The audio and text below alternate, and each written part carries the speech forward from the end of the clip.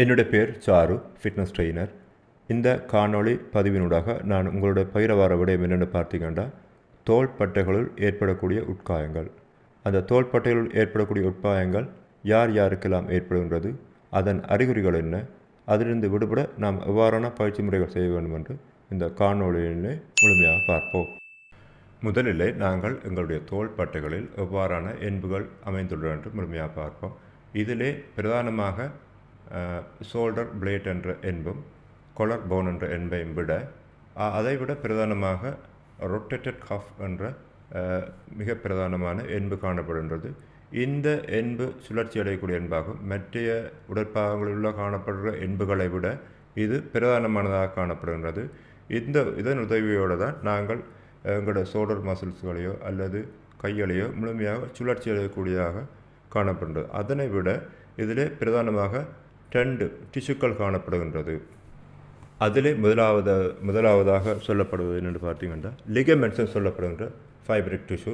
இந்த லிகமெண்ட்ஸ் ஒவ்வொரு மூட்டுகளையும் எலும்புகளையும் என்புகளையும் இணைக்கிறதுக்காக பயன்படுத்தப்படுகின்ற ஒரு டிஷ்யூவாகும். அடுத்தது ரெண்டாவது பார்த்தா டெண்டம் என்கின்ற டிஷ்யூ. இந்த டிஷ்யூ எலும்புகளையும் தசைகளையும் இணைக்கிறதுக்காண்டி பயன்படுத்தப்பட்ட இன்னொரு வகையான ஃபைப்ரிக் டிஷ்யூ. இந்த 2 டிஷ்யூக்களையும் விட எங்களோட தோளிலே பிரதானமாக காணப்படுகின்ற இன்னொரு பிரதானமான மசில்ஸின் பேர் டெட்ராய்ட் மசில்ஸ் காணப்படுகிறது. இந்த டெட்ராய்ட் மசில்ஸோடு தான் எங்களோட பைசெப்ஸ், ட்ரைசெப்ஸ் போன்ற மசில்கள் பின்னி பிணைந்து காணப்படுது.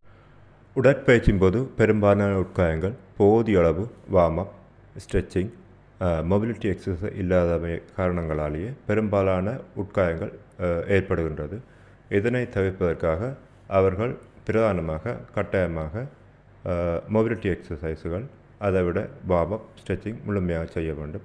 அதனை விட ஒரு வெயிட் ட்ரைனிங் செய்கிற ஒரு உடற்பயிற்சியாளராக இருந்தால் கட்டாயமாக படிப்படியாக வெயிட்டுகளை அதிகரிப்பதனூடாக இந்த உடற்காயங்களிலிருந்து முழுமையாக அவர் தன்னை தவிர்த்து கொள்ளலாம். சொல்லுவார்கள், நோய் வருமன் காப்பே சிறந்தது என்று. அதே போல் அவர்கள் கட்டாயமானதாக இந்த வார்ம் அப், ஸ்ட்ரெச்சிங் மற்றும் மொபிலிட்டி எக்ஸசைஸ்களை செய்ய வேண்டும். அடுத்ததாக நாங்கள் ஒருவருக்கு ஏற்படக்கூடிய மீள்தகைப்பு காயங்கள் பற்றி தான் நாங்கள் இந்த பார்க்க போகிறோம். மீள்தகைப்பு காயம் என்று சொல்லப்படுகிறது ரெப்பிட்டேட்டிவ் ஸ்ட்ரெஸ் இன்ஜரி என்று RSI என்று அழைக்கப்படுகின்றது.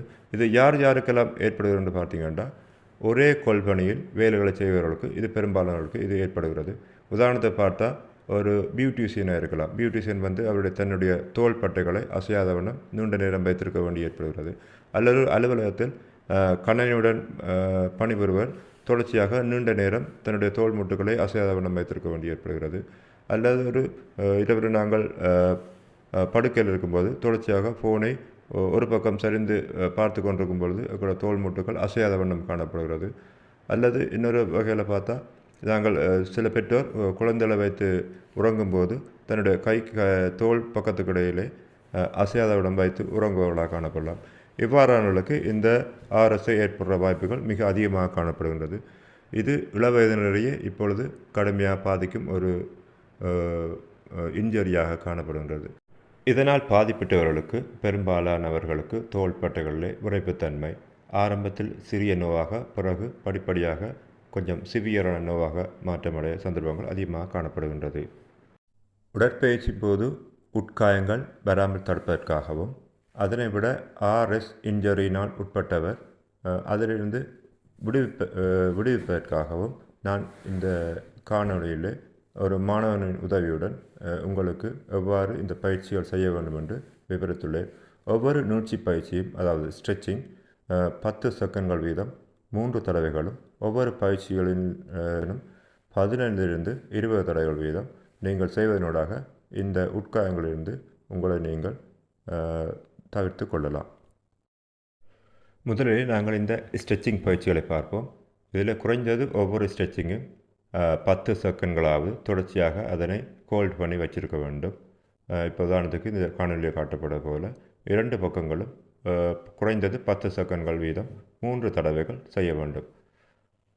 அடுத்ததாக நாங்கள் மேல் நோக்கி செய்யக்கூடிய மாதிரியான ஸ்ட்ரெச்சிங் முறை, இதுவும் 2 பக்கங்களும் செய்ய வேண்டும். நான் முதலில் குறிப்பிட்டது போல் 10 செகண்ட்கள் தொடர்ச்சியாக அதனை ஹோல்டு பண்ணி வச்சிருக்க வேண்டும். இப்போ மற்ற பக்கங்களும் தொடர்ச்சியாக இந்த 10 செகண்ட்கள் வீதம் வைத்துக்கொள்ள வேண்டும்.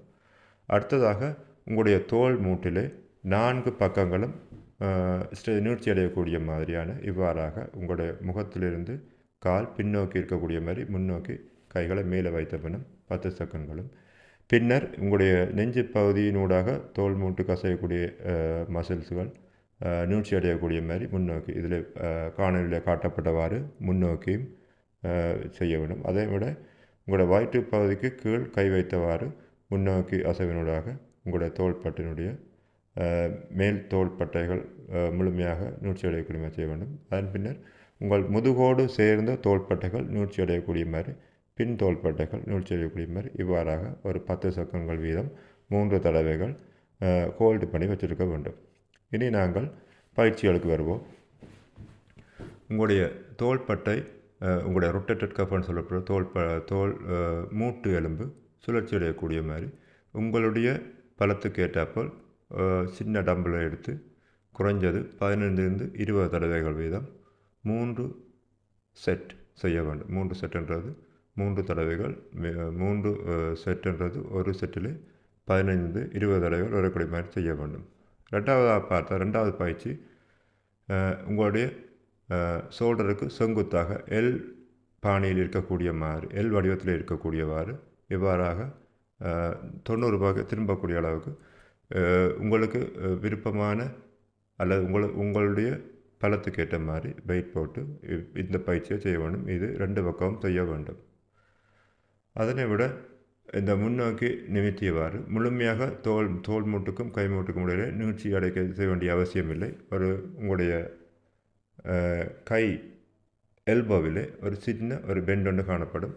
இதுவும் 15 to 20 தடவைகள் தொடர்ச்சியாக சுழற்சி அடையக்கூடிய மாதிரி செய்ய வேண்டும். இந்த சுழற்சி அடையக்கூடிய எக்ஸசைஸின் போது உங்களுடைய தோள்பட்டையிலிருந்து கைவரையான எல்லா மசில்களும் முழுமையாக பயிற்சிக்குள்ளாக்கப்படுகின்றது. இது கடைசியாக பிரதானமான பயிற்சியாக காணப்படுவது. இந்த எக்ஸசைஸ் செய்யும் போது உங்களுடைய தோள்பட்டை காதுக்கு கிட்டவாக போய் வரக்கூடியவாறு நாங்கள் இந்த தொடர்ச்சியாக 15 to 20 தடவைகள் 3 தடவைகள் செய்ய வேண்டும். உங்களுடைய முழங்கை எல்போ மடியாத வண்ணம் பார்த்து கொள்ள வேண்டும். இது போன்ற என்னுடைய பதிவுகளை நீங்கள் காண வேண்டுமாயின் சப்ஸ்கிரைப் செய்வதோடு லைக் பட்டனையும் கிளிக் பண்ணிவிடுங்க. அதனை விட மறக்காமல் உங்களுடைய கருத்துக்களையும் கமெண்டில் பதிவிடவும்.